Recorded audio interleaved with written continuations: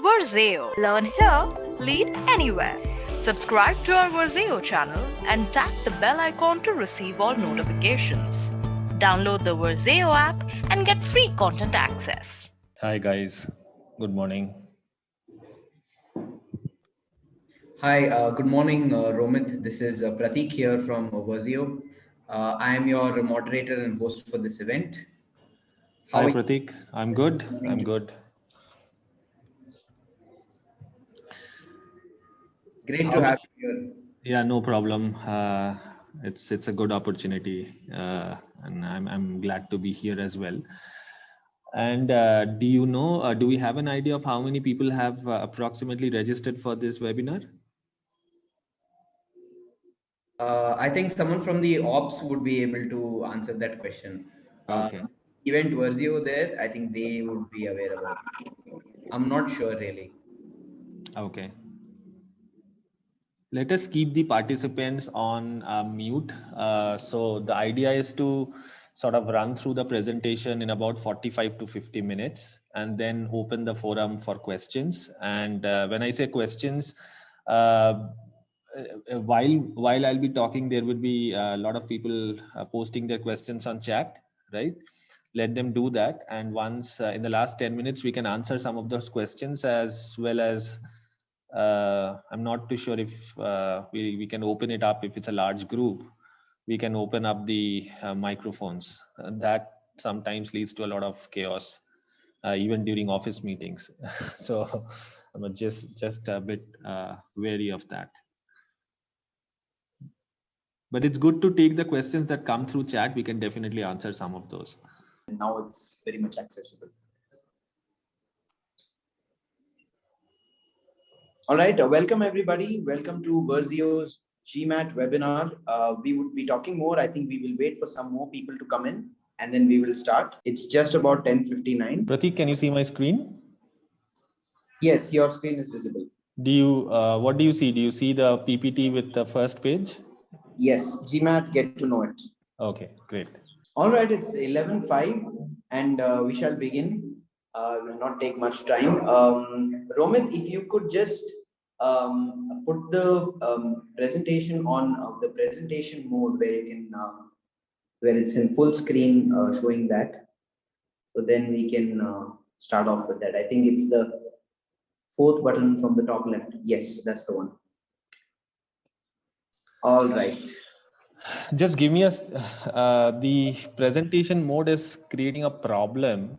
I don't try to maximize it. Let's get started and I'll figure it out. Okay? Fine, no problem. No problem. I'll just give a start off to it then. Until then, all right. First off, welcome to you all. A very good morning on a Sunday morning. I'm really glad that you guys have come in and taken the time out to listen and to come and get an overview of the GMAT exams. A very top class examination that requires good amount of work. However, if there is good amount of dedication that is given, then definitely we'll be able to clear it. So to talk about that, we have Romit here. Top B schools around the world accept this examination. So definitely to crack it, I'm sure Romit will be able to help you out there. So let me give you an introduction and at the same time welcome him at the end of it. So Romit is presently director for product management at Riversand, and he's had about 14 years of experience in this field, about 10 years, almost a decade in the United States. This ranges from technology consulting and design of leading enterprise products. As a product management leader, he believes in delivering experiences to customers that raise the bar from an innovation, usability, and a control perspective. Owing to his technical background, he fits perfectly in the cusp of engineering and business. He is the best of both worlds, I would say. His experience ranges from different companies, that is Persistent Systems, Sears Holding Corporation, CME Group, and the world famous British oil company, that's BP. Right now, like I said, he is in Riversand. And since he's worked for multiple Fortune 100 companies in the US for almost a decade, like I said, he's also completed his MBA from the prestigious IIM Ahmedabad.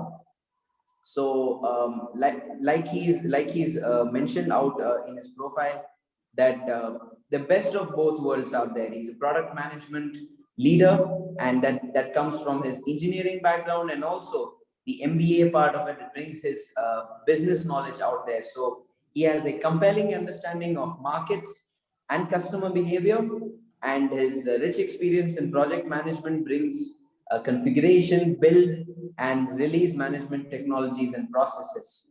So, apart from that, as a person, he's very creative, he's a storyteller, and a passionate data driven decision maker. Um, Also, he is customer centric. So, I would like to welcome Romit. Uh, Formally to take over the dais and conduct the meeting. I'm pretty sure we have a lot to learn from you. Welcome once again. Thank you, Prateek, for the nice words. Good morning and welcome everyone to this webinar hosted by Verzeo on the topic of basically getting to know the GMAT, right? I can, before I begin, can you guys confirm if you are able to see my screen, and are you able to see the opening page for the slide that says GMAT, get to know it, or are you seeing something else? Because I've got multiple screens. I just want to make sure I'm sharing the right one. Hello, Prateek, anybody? Yes, we are able to see. Okay, great. So we'll try and go through the presentation in about, let's say, about 45 minutes, and whatever remaining time we have, we'll try and answer some questions directly from the participants. As I said, welcome again, and we'll try and give you an overview of. We'll go through some interesting topics, like why do you want to do an MBA in the first place, and I think that is important to hash out before you go to the next question, which is why the GMAT, and then what is the GMAT, right? What is the exam format? We'll talk a little bit about that, and typically how much time do you need to prepare? This is one question that I get very frequently from aspirants, right? And the final and most important question is, how can Verzeo help you in that journey, right? So let us begin. Yeah, I think Prateek has already given a very detailed introduction about me, and thanks for the kind words. They're more than what I deserve, but yeah, I currently work as the director of product in a enterprise product company that is based in Houston, and I also am a GMAT coach. I help aspirants prepare for the GMAT.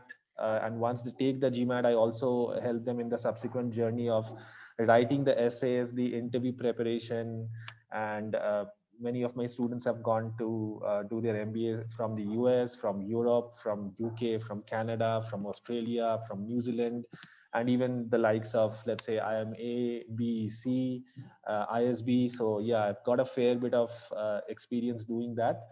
It's something that I like to do as my passion, giving back to prospective students and making their dream come true. So I hope this helps you guys as well. Now, before, as I said, it's important to know why you want to do an MBA in the first place, right? So, we often talk about getting to taking the GMAT, taking the CAT, or taking any other form of competitive exam to get to your school of choice, your school of dreams. But why the GMAT? And especially many of you who are planning to take the GMAT, they probably want to, let's say, eventually see yourself somewhere in a US business school, in a European business school. Of course, a lot of Indian schools are do accept the GMAT, and those programs are equally popular, right? They are ranked in the top 50 in the world. These are my sort of takeaways about why you want to do the MBAs, basically to be future ready, right? So when I spoken with MBA alumni and executives, I hear the importance of future ready skills, right? So what does this really mean? And especially after the pandemic, right? Especially after the COVID situation, companies are looking to come out of this situation stronger than they were before by pivoting and adjusting their business models, right? The skills many organizations are looking for range from empathy and team management to understand how to look ahead, set strategy goals. And in that, they look for students with diverse backgrounds, right?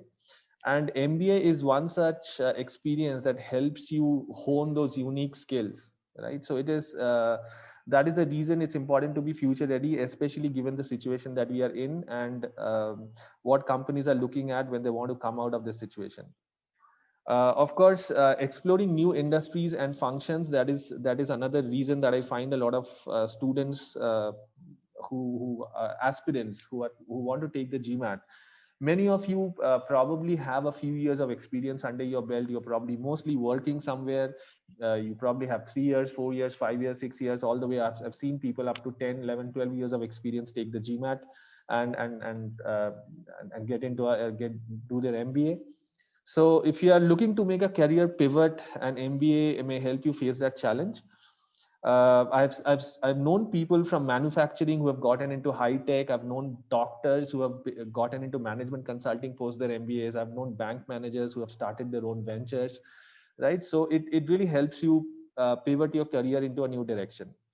Now, the third reason would be to accelerate your career path. Not all of us are looking to change their track, right? But maybe you want to stay in your own, let's say, in the present company or the same domain, in the same field of work. But we have often seen, and this is a report from the National College and Employees Association in the US, that in the year 2020, they saw MBA grads in the class of 2020, this last year, even during pandemic, commanding a salary of 20,000 on an average, $20,000 more than a regular undergrad with a business degree, right? So MBA is commanding $20,000 more than the market rate. So that is, and that translates into all geographies. That translates into in India as well, in Europe, in UK, everywhere. Of course, the very important reason to get into a great business school is to sort of expand and diversify your network, right? A part of enrolling in business school is becoming a part of a community of future leaders and connected alumni.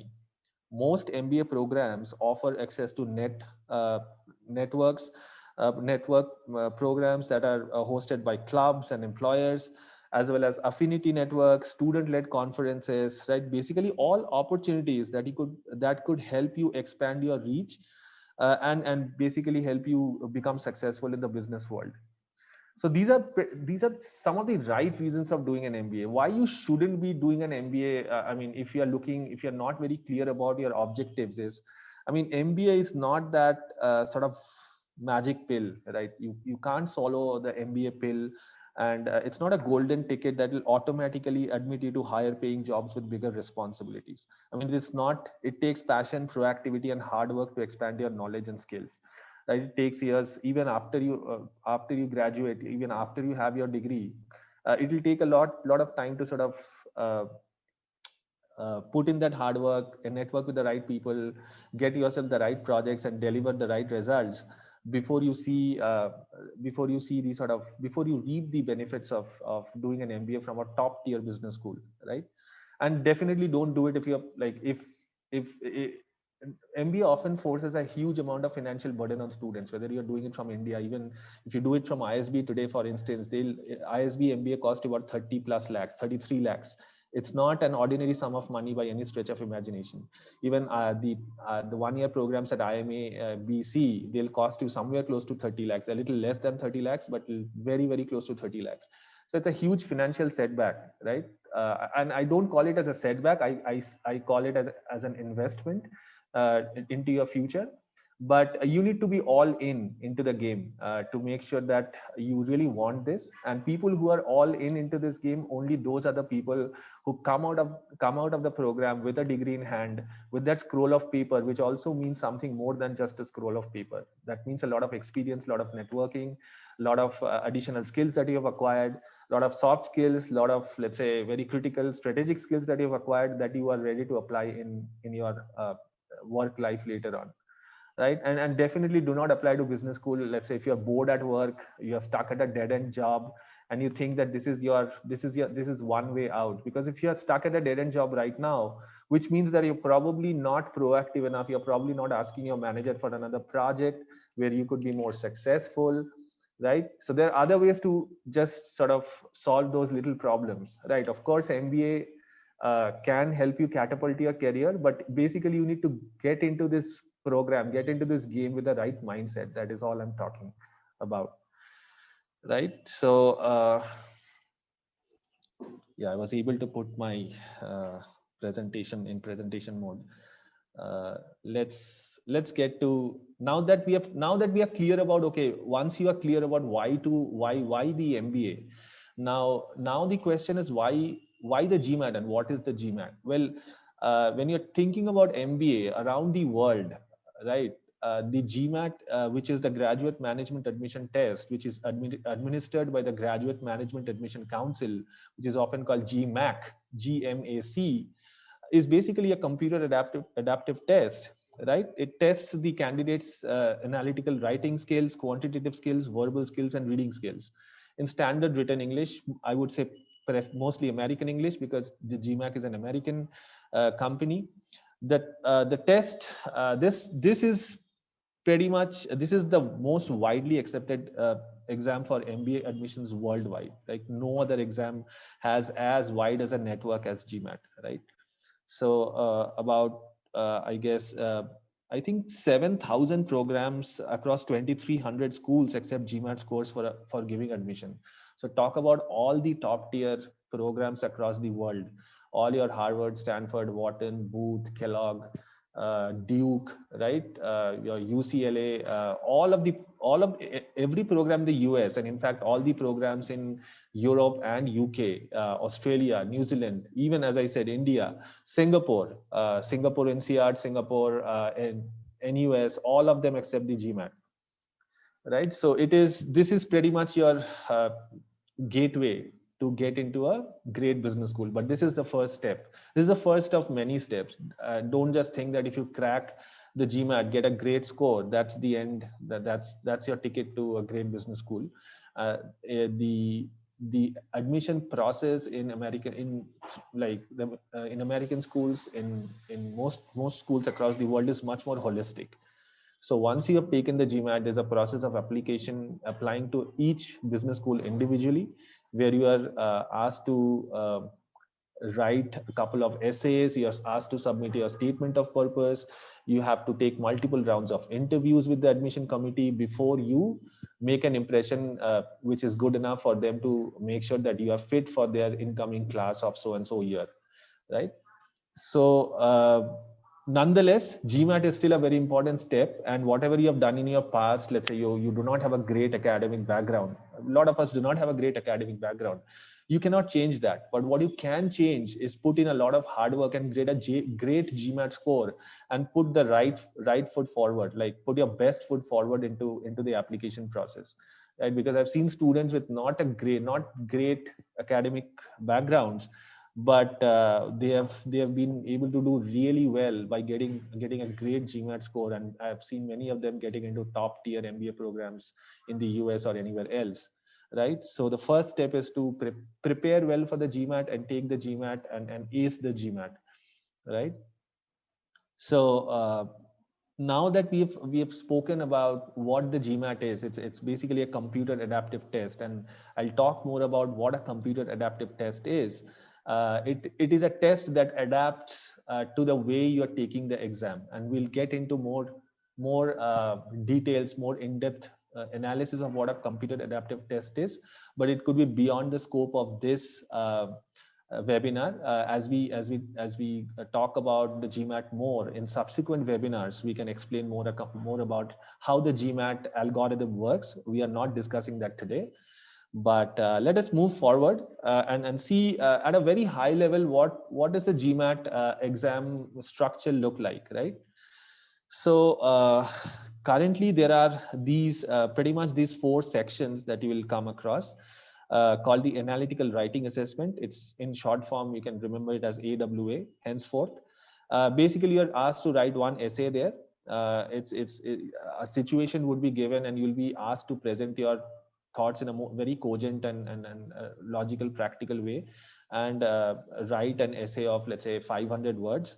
Uh, arguing the sort of the benefits, I mean, basically they'll give you a situation and you have to analyze the situation. It's an analysis form of a question, right? So you're given 30 minutes to write that essay, and it's scored on a scale of 1 to 6.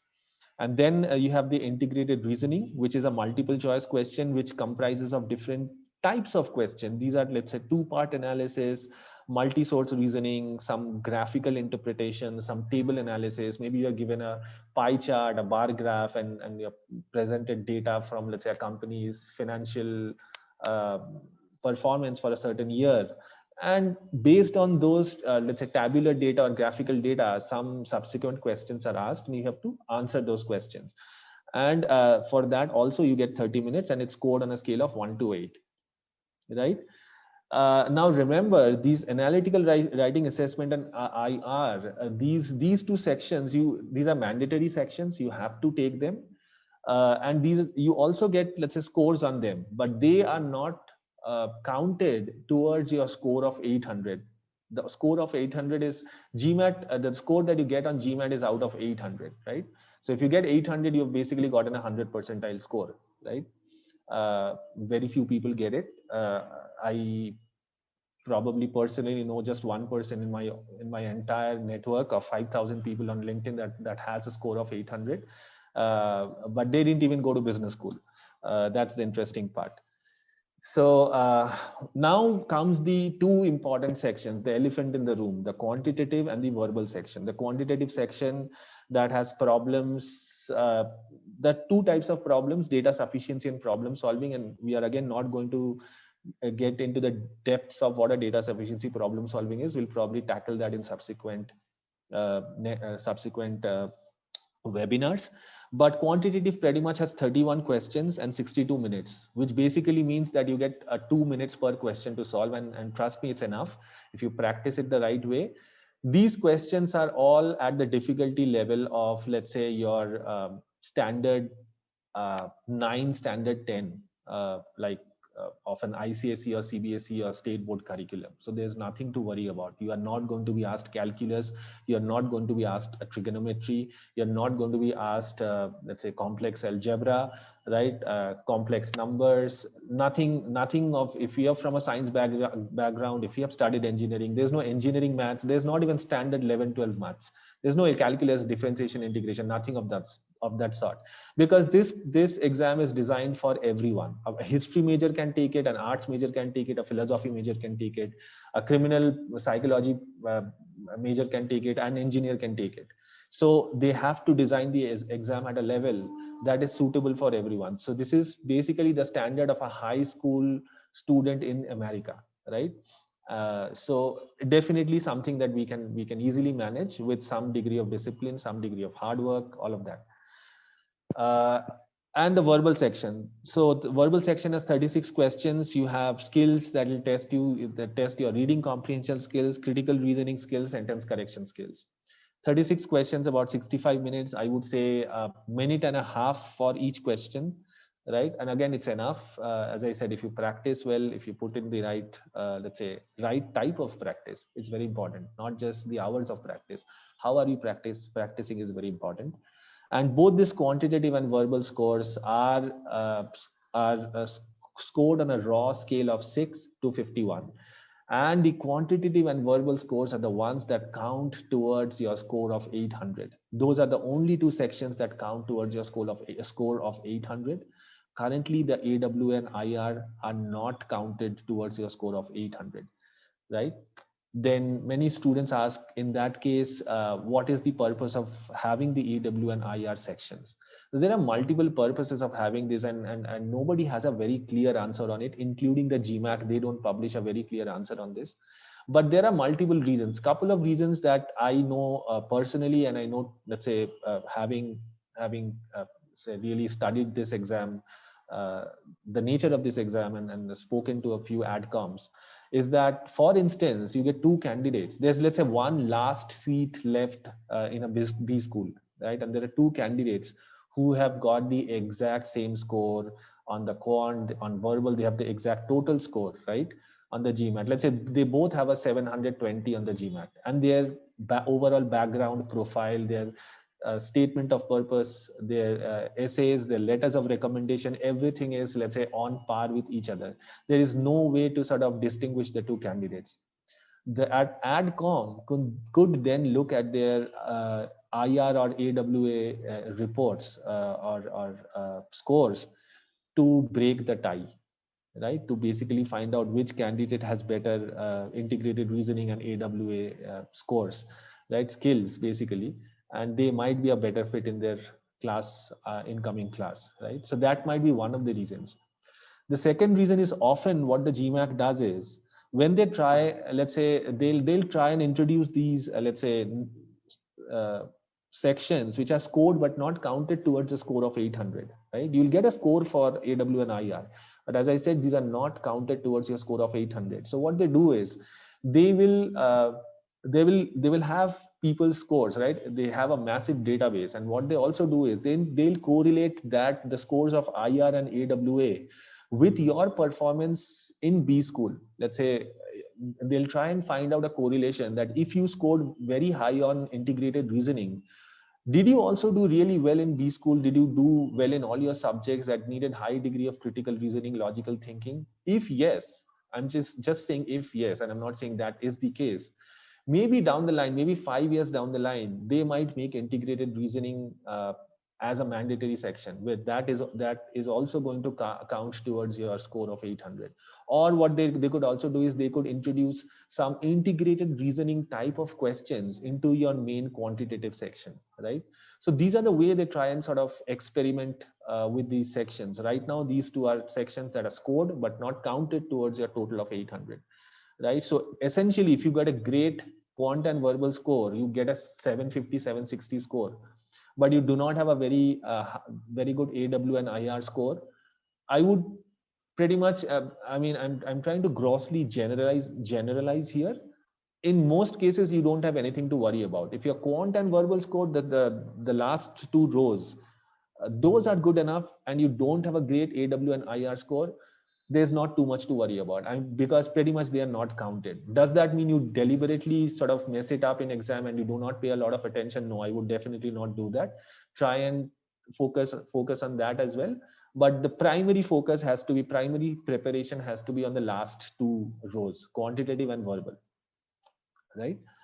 So, I mean, the chat, I think we have the chat open. So just keep posting your questions. We'll try and answer some of your questions at the end, right? Let me just get through the presentation initially. Right. So what happens right now, and right now, as I said, the 28th of February today, right now, if you go and take the GMAT at a center, and GMAT exams are administered in centers which are Pearson VUE centers, right? These are proctored. Many of you might have taken certification exams there for your, let's say, technology parts or something else.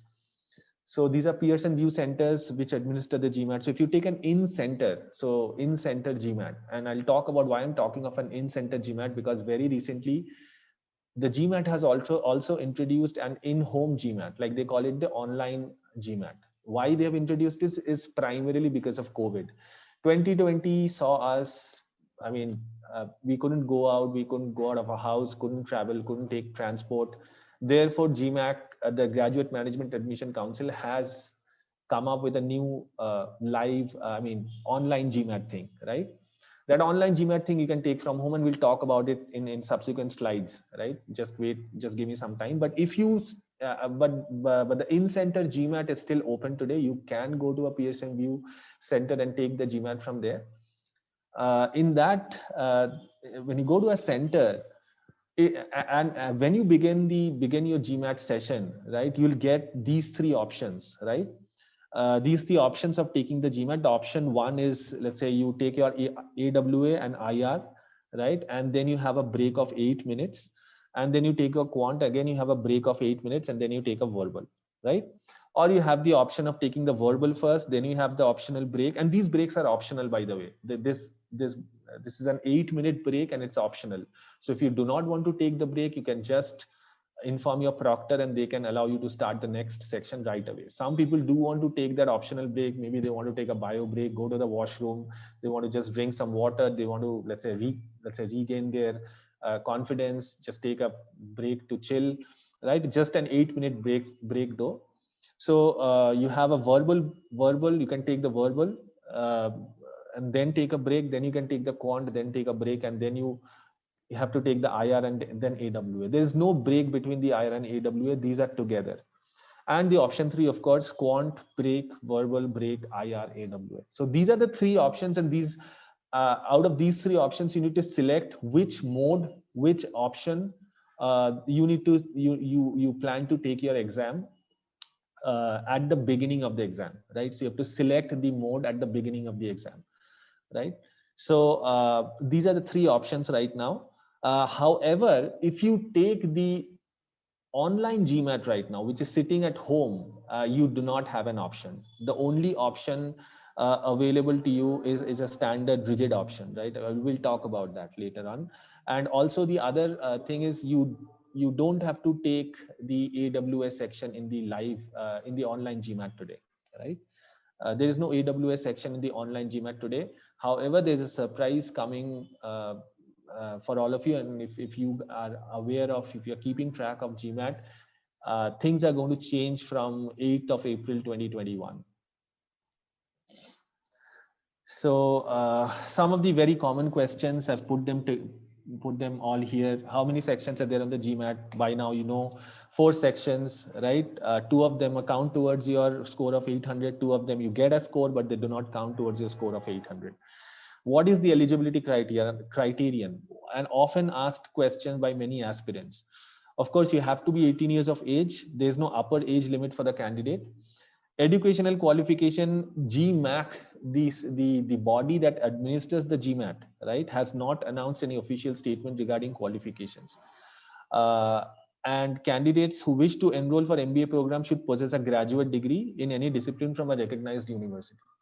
Now, I'll touch upon a particular subject that comes, question that comes across very often is, what does a graduate program mean? Like, if I do a BA, BCom, which in India is typically a 3-year program, versus an engineering, right, which is a 4-year program. Both are graduate programs, but is a 3-year program accepted as widely as a 4-year program? Now, the GMAT itself doesn't pose a limitation, or they don't provide a guideline on that. But there are, because the GMAT is just administering the test. They have an algorithm, they have the question bank, they'll help you take the test, and they'll assess you and give you a score. Now, beyond that, you have to take that score and apply individually to every program, every school, every B school. You have to apply individually. Now, when you apply individually, the prerequisites, right? The criteria for applying, how different schools define the baccalaureate program, which is what they call in the US, or an undergrad program, a bachelor's program. It's a little different. The good news is many programs, many top tier programs in the US these days, they are accepting the 3-year undergraduate program from India. So they are accepting that as a valid undergraduate program. Many years back, when I was taking the GMAT, even before that, the 4-year program was the only acceptable undergrad program, recognized undergraduate program from India. But these days, many top tier business schools are accepting the 3-year program as well. Now, how many sections are there on the GMAT? In-center versus GMAT online. So these are the 2 modes. GMAT online is basically something that GMAT has come up with to deal with COVID situation. So currently the in-center section has 4 sections, right? The online section has 3 sections. The online section doesn't have 1 section that the in-center section has, which is that is the AWS section, right?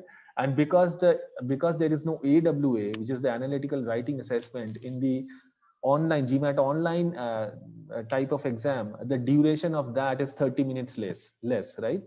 So the in-center lasts for about 3 hours, 7 minutes. So basically, if I go back and if you add the durations, right? If you add the 30 plus 30 plus 62 plus 65, it comes to about 3 hours, 187 minutes basically. So it's like 3 hours, 7 minutes. Whereas if you reduce 30 minutes from there, it's basically 2 hours, 37 minutes, right? There's an asterisk right next to it. The asterisk is to call out that this is, however, changing from the 8th of April 2021, where the GMAT online is going to have AWA as well. So the GMAT online and the GMAT in center are going to be exactly same, right? The same duration, same number of sections. Now the final question, of course, there are multiple questions. I have put together some very common ones. How much time is required to prep for the GMAT? This is one question that I get from pretty much every student, every aspirant. Now, this is a very subjective answer, to be very honest. Like the time you need to prepare is very unique to you. It depends on what level of preparation you are already at, right? While, I mean, we do not know what might be the exact time, we can give you some statistics around what others might have, how much time others might have taken, right? And we also have data, right? And this data is gathered by the Graduate Management Admission Council, the GMAC, right? That administers GMAT. They have collected a lot of data. Some of it is self-reported, but nonetheless, it's very, I would say, it's quite accurate. They know that the successful business school candidates gives themselves about 3 to 6 months of time to prepare for the GMAT, which is why you'll see later on that we have designed, Verzeo has designed the program appropriately, keeping this data in mind, right? So as I said, the time required to prep for the GMAT, this is pretty much the data that is presented by GMAC today. So they have put together what is the distribution in a pie chart, right? So you would see that the largest sector in that circle is 28% and 27%, right? The 28% is that 51 to 100 hours, right? So I would say pretty much that is the sort of I mean, that is a sort of time most candidates take. Although 27% indicates that some people might take 100 hours as well, right? So and this, even if they take 100 hours, or let's say somewhere between 51 to 100 hours, right, the distribution, I mean, pretty much if you even that out across months, you will find that it pans across 4 months, because most of the people who take the GMAT are working professionals. So what they typically are able to do is maybe an hour a day throughout the weekdays, and let's say a couple of hours or 2 to 3 hours during the Saturdays and Sundays, right? So if you put all of that together, that's approximately 4 months of 4 months of effort, right? And the median total study hours by self-reported GMAT score, as you see, people who have got it 700 plus scores, they have studied for approximately 90 hours, right? So and 90 hours is like a lot of time, and this is time. Sometimes you combine the time that you're putting at a, let's say, GMAT prep center plus your self-study time, right? uh, I mean, we'll talk about very detailed study plans, right? How do you exactly prepare? What are the prep strategies? What are the areas that you begin with? What are the exact topics that you begin with? In quant, in verbal, but that is not the scope of today's discussion. It's a much further down the line sort of a discussion. But it's important to know your own capabilities, your own, I mean, figure out something that works for you, and based on your lifestyle, based on what kind of job you have, right? And it's important to know your own abilities and skill level, and based on that, let's say if you are, let's say, somebody uh, with an English honors from a Delhi university, let's say a Gargi or Miranda, I'm just saying, you might be really good in English, for instance, from St. Xavier's English honors, you might be really good in English. In that case, maybe you figure out that quant is not your strong suit, and you put more effort on quant, right? Or if you are an engineer, I often find engineers find the quant section easier, but they find the verbal section a little more difficult. So accordingly put more stress or more effort on the verbal section as well, because you need to do good in both sections to have a good GMAT score, right?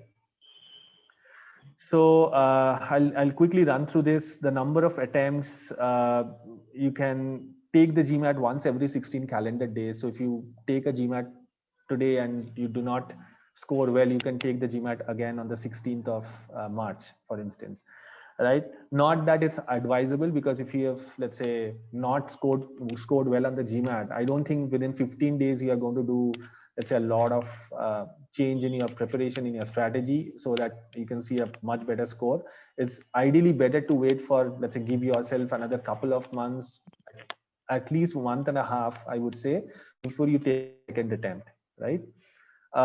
You will not take more than 5 attempts in a 12-month period. Of course, we are hoping that most of you, I've seen most, like, taking 2 attempts is quite reasonable and quite common. Like most people do not get to their desired GMAT score on their first attempt, which is okay.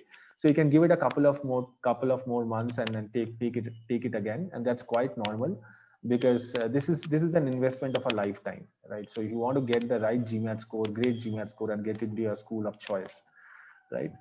And you may not take more than 8 attempts in a lifetime. I don't know how valid this rule still is. We need to figure that out, but this is currently on the GMAX website. And of course, if you score a perfect score of 800, which is the highest possible score, you have to wait another 5 years for your next attempt. I hope some of you score that score. It's an elusive score, but definitely if you put in the right effort, you can get there, right? Now, as I was saying, this is a very important part that I was mentioning, that there's another format of the GMAT. When I took the GMAT, we did not have this option. And of course, this option just came about last year, right? Due to COVID-19 pandemic, many of the in-center based GMAT exam had to be suspended. So the Graduate Management Admission Council, what they thought is, we need to allow people to take the GMAT from home.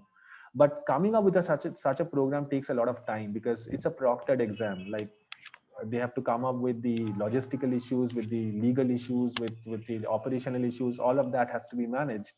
So they finally released on April 15th, 2020. They announced the release of the GMAT online exam, where the online exam, you can take it from the comfort of your home. Your video has to be on. There will be somebody proctoring you at the other side of the video. They will be watching you at all times. So I'll say it out, because a lot of people have it on their mind that, okay, who ensures the integrity of the exam? If can people cheat? No, they definitely cannot cheat, because the video is going to be on. You have to show your room to the proctor before you begin, and you cannot look away from the computer screen. You cannot have anybody else in the room. So pretty much all the integrity is ensured, and there are no loopholes. I have come up with a quick chart, the 3 options, right? The 3 formats of the GMAT. So GMAT in center, I've already spoken about, 31 quant, 36 verbal questions. You've got the AW and IR section as well. Now you also have the choice of section ordering, like in which order. Remember one slide we spoke about the 3 options, like in which order you want to take the 3 sections. You have that in the GMAT in center. You do not have that in the GMAT online as of today. So in the middle pillar that you see here, the GMAT online before 8th of April 2021, you do not have that choice. Today, right now on 28th of February, if you take the GMAT online today sitting at home, the order that you need to follow is quantitative, verbal, and then IR, right? And there is no and they have the same like each section has the same number of questions, but there will be no AW, as I said. And in contrast to the GMAT in center, like if you take the GMAT at the center, what you will get is the score of 800, which is your informal score. You will get it immediately. The IR score and the AWA score, the essay score, those will come later to you with the official score, along with the official score that arrives in 7 working days, 7 business days. Currently, if you take the GMAT online, you will not even get a unofficial score. Your final scores are going to arrive at once to you, email to your address or your email actually, in 7 working days, 7 business days. But all this is changing. So that is why, I mean, most of you who are going to take the GMAT are probably going to take it mostly after the 18th of April, right? So after the 8th of April. So after the 8th of April, the on GMAT online and the GMAT in center, the left and the rightmost, they are going to look exactly the same, right? So I mean, I still had this slide just to bring out the differences. So having said that, I mean, those are pretty much the sort of things that you need to be aware of, let's say at a 10,000 feet level about the GMAT. We are not getting into the uh, the much in-depth levels of quant and verbal. What you need to prepare, we'll get to it in subsequent discussions. Uh, this is, as I said, many of the decisions that Verzeo has come up with, right? Grooming for the GMAT in just 80 plus hours. So if you've seen my previous slides about that 80-90 hours is a sweet spot, right? For you to sort of prepare for the GMAT. Trust me, if you take much long, if you take maybe 6 months to prepare for the GMAT, you will lose steam, right? You'll be frustrated. You'll probably feel that this is, oh my God, this is a never ending journey for me. So I mean, I'm getting frustrated. How much longer is this going to continue? So about 80 to 90 hours is that sweet spot. Put in your heart and soul into it during those 3 months, 3 to 4 months. So 4 months of preparation is what I would say, right? That comes out to about 80 hours. And we'll be with you along the way. We'll help you with study plans, GMAT books, full length tests, right, to prep you correctly for the GMAT. Prateek, at this point, do you want to come in and sort of talk about the Verzeo offering a little bit more? Yeah, I'll do that. So like sir said, like Romit said, that in 80 plus hours over the course of 4 months is your ideal time for you to prepare for this examination. Our course is also modeled in the same way, that is for you to go ahead and prepare for it. Like that's mentioned on the slides, there are tips that will be provided by our mentors, much more extensive, like how Romit provided a great insight today. The study plans would be curated for them. The GMAT books that would be required for that, the study material that you would be required for you to study would be delivered to you at your home. And there'll be 3 full-length tests that you would be able to take prior to your examination, which will help you assess your performance and you'll be able to see how well you are doing along with it. And of course, we would be throughout with you along the way. So the launch offer that's there is for 25,000, and the pre-registration amount is 7,000. Of course, this 25,000 can be spread across in an EMI option, zero cost EMI option as well. You can see the link down there. That's verzeo.in/gmat-coaching. You can go and see this for more details.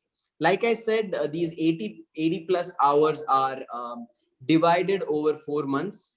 So, well, it's really parallelly your classes as well as your preparation, as suggested by Romit sir, would be ideal for you to crack a great score. The testimony is right in front of you. He's explained that so well. I think there's nothing more than your dedication, right? There are no barriers for past history of bad marks, maybe a poor performance in your undergraduation. It is really your dedication, and there is no rocket science. From what sir is saying, there is no rocket science in completing this, right? So, all right, that's on my end with regards to Verzeo's offering.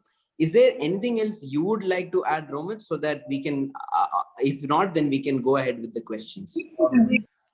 No, as you rightly pointed out, I guess there's a lot of misinformation about the GMAT today, right? People think that it's for people who have exceedingly well academic background. Absolutely not. And the GMAT score, if you put in the right effort, as I said, the material that is tested, the level of difficulty is pretty much standard, about standard 8, 9, and 10. So your concepts need to be very clear. that is definitely one thing that GMAT will demand of you, because if you are trying to get into a top tier MBA program, right, you need to be very good. Your reasoning skills, your critical reasoning skills, your quantitative abilities, your ability to articulate a certain problem, your ability to present your problem to the right audience in the right way, all those skills are very important, and that is why they have come up with the format that we have today, right? Elementary, I would call it elementary mathematics, right? So 8, 9, 10 is something that we have all studied. We just need to polish those really well, work really hard, and work with the right material and the right set of people to make sure that you have a great GMAT score. And beyond that, of course, we'll also work with you on your essays, with your and help you with the other stuff as well, to make sure that you set foot in the business school of your choice. So having said that, I am okay to take some questions. I don't know, Pratik, do you have some questions? There are some questions on the chat window. We will just take them one by one. Okay. Just a minute. Do IIM, we have Arpit Shukla who has asked, do IIMs also accept GMAT score for the MBA program? Yes, they do. All the IIMs for the last 15 to 20 years, they have been running the 1 year program. These are all full-time programs, and you get a full-time degree like the 2-year MBAs do, right? There is no, you don't get a different degree. It's the same program. It's taught by the same professors. In fact, the 1-year program at IIM-A, B, and C are ranked higher in the world. As per Financial Times ranking, they're ranked higher in the world than the 2-year program. So the 2-year program, I mean, this is sort of a massive sort of information that you'll receive today. The 2-year program, the 2-year MBA that you get from the IIMs, they are not ranked in the top 100, right? Because the reason is that most of the world believes that you cannot just graduate to an undergraduate degree and get an MBA. MBA is basically an experiential learning kind of a program. So you need certain years of experience under your belt before you get into do your management program. So yes, the PGPX program is one of the highest ranked in the world. So is the PGP program from IIM Bangalore, and the PGPEX program from IIM Calcutta. These are extremely some of the most competitive and very, very difficult to get into. Yes, they do accept the GMAT. Yes. So does ISB. Yes. So those pretty much in India, if you're looking at, of course, there are options beyond these ABC. IIM Lucknow, of course, has their IPMX program, which is also very good. Yeah, so you can look at the few top IIMs and ISB, of course, all of them accept the GMAT. Yeah. So I would like to follow it up with the next question, which is similar to what you just answered right now. That is, of course, IIMB, I mean, all the IIMs and ISB, which would consist in our Tier 1 Indian business schools. So we have Deepshika, who's asked, how many Tier 1 Indian business schools accept GMAT scores? And what should be a good score range to get into these schools? Also, if you could just throw, I think just in a minute, maybe even what these Tier 1 business schools would mean in India, apart from IIMs.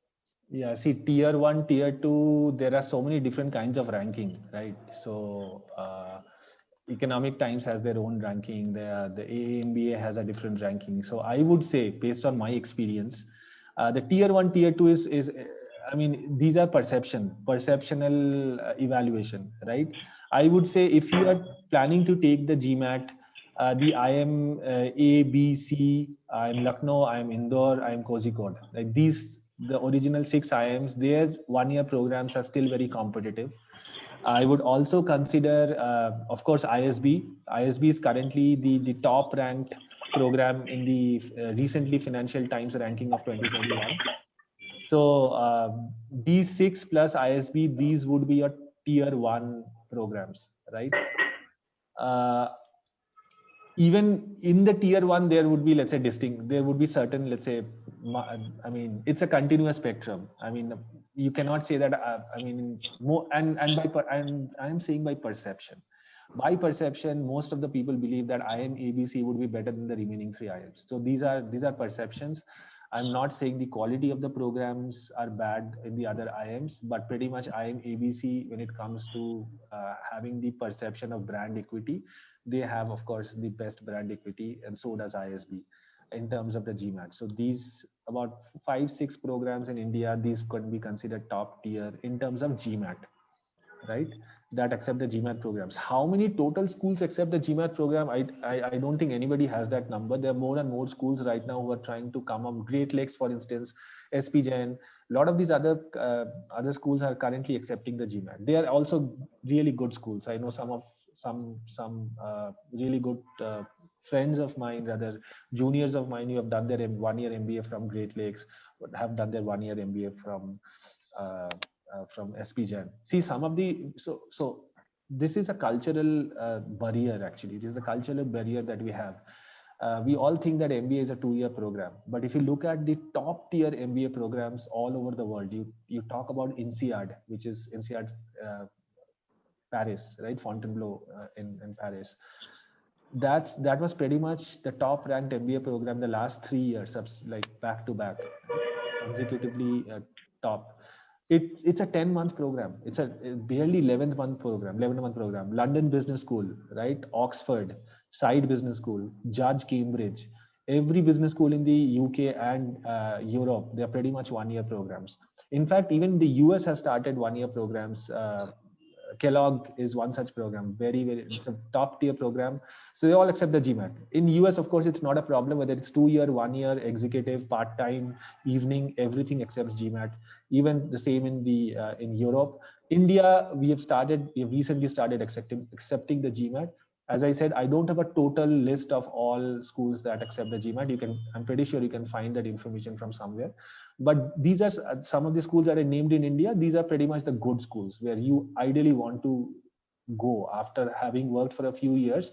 If you're spending your hard-earned money, if you're spending that 20, 25 lakhs, 30 lakhs, you might want to invest into a top tier program only. There's no point in investing in a tier 2 program, because after graduating from a tier 2 program, you might get a salary, or you might, let's say, get a career path, which is not that satisfactory. So that radical change that you want in your career path, that pivot that you want, can only be attained by getting into a top tier program. And as I said, I named a few IIMs, I named ISB, I named maybe Great Lakes, SP Jain. These can be considered top tier. Yeah. Thank you so much once again. Last 5 minutes, by 12:05, we'll wrap it up since we started by then. There are 3 questions. 2 I can combine. 1 I'd like to put out there. There's Kata Ganesh who's asked, is GMAT enough, or that are there any other exams to be taken in parallel with GMAT to get into MBA? Yeah, so if you're planning to go abroad, let's say if you're planning to go to the US or Europe, right, for your MBA, you have to probably take the TOEFL as well. Now there is a caveat there as well, right? Now, see, the GMAT is of course absolutely 100% required, right? If you're planning to get into a full-time MBA, GMAT is required. TOEFL, there are certain schools that will give you a TOEFL waiver, because if you have done your undergrad from a university where the medium of instruction was English, they might give you a waiver. But pretty much the TOEFL is also required if you plan to study, if you plan to do your MBA from the US or Europe or UK or Australia or New Zealand, pretty much the English speaking countries. Right. So, but there are waivers that are given by individual business school. Right. GMAT doesn't mandate it. GMAT is only considered only concerned with the GMAT, but business schools individually can have mandates or they can have a waiver for the TOEFL. So TOEFL is the test of English as foreign language, which is a very basic elementary test of English that tests your reading skills, writing skills, talking skills, listening skills. These are the 4 skills that it tests. It's a test of about three hours, And again, you have to go to a Pearson VUE center to take it. It's scored out of 120 points, but we are not talking of TOEFL here. But as I said, if you want to do your MBA from abroad, most of the times you have to, like 90% of times you might have to take the TOEFL. Yeah, thank you so much for that as well. Just the last one now, and we will close. That is from Yash Paliwal and with regards to Shashank Sharma. Both of them have asked a very similar question. Is there any ideal / minimum amount of work experience required to get admission in international MBA programs, or would it increase the chances of getting the desired B school? Yeah, I mean, for instance, most, as I was saying, right, in most American universities, most European universities, they would ideally like you to have about at least 3 to 4 years of work experience before you apply, right? Anything now, there is a sweet spot as well. If you go to any class, if you go to the sort of incumbent class of 2021 today, right, to any business school in the US, you will find that most of them are in the age of, let's say, 26, 27, 28 years of age, which means they have about 4 or 5 years of experience, maybe 6 years of experience. You might find people younger than that, or you might find people, some people older than that, right? You might find people in their 30s, early 30s, mid 30s as well, some even 40s, right? So it depends. But yeah, it's good if you have a few years of experience, definitely good, right? You could have anywhere between 3 to 10 years of experience. I've seen many Indian candidates apply with that kind of experience to American and European business school. So yeah, it is good. Whether it's a clear advantage, if you have more on that spectrum, if you have 10 versus 3, that is completely dependent on the adcom, on how they perceive you. There's no clear, true answer to it. But yeah, a few years of experience under your belt is good. All right. Thank you. And we will close the floor for questions and as well as the webinar. Thank you. I could not thank you enough, Romit. Really very insightful. There are comments coming in from the chat box where that are echoing the same thing that I said. It has been very helpful also. You gave a very logical explanation to such a very complicated doubt that or confusion that people have in minds. A very logical and easy and understandable solution to something like this. I'm pretty sure if they make use of it with the right advice, right preparation, and of course, some additional things like work experience and making the right choice of the B school as well as the career that they've chosen, I'm pretty sure that we have a great future out ahead for this. Thank you so much once again, Romit, and we hope to make more impactful experiences for students. You shared, I remember saying that you help students and you believe in making that impact for them to reach out to their careers. We as an organization also believe in the same. We're a young, dynamic organization and are very serious about making careers for our fellow students and also the ones younger than us. Thank you very much. One last thing, fellows, I have put in a feedback link on the chat box. Please give a feedback, no matter how good, no matter how bad. It'll help us do better next time. And at the same time, if you liked it, it'll help us appreciate the people who helped this, who helped organize this. That is our team. Thank you so much. Thank you so much, Romit. Anything else you would like to add? No, thank you so much. It was great sharing some of the knowledge that I have with aspirants, and I wish all of you the best of luck. And I guess this is sort of the beginning of many webinars that we will have with the right candidates. And best of luck to all of you, and hope we are able to help you in your journey. So reach out to us, reach out to Pratik, reach out to Verzeo team, and we'll get you started. We'll make sure that you reach your goals in terms of your MBA journey. Thank you so much. This is Pratik signing off. Thank you, Pratik. Thanks, everyone. Bye-bye. See you. Bye.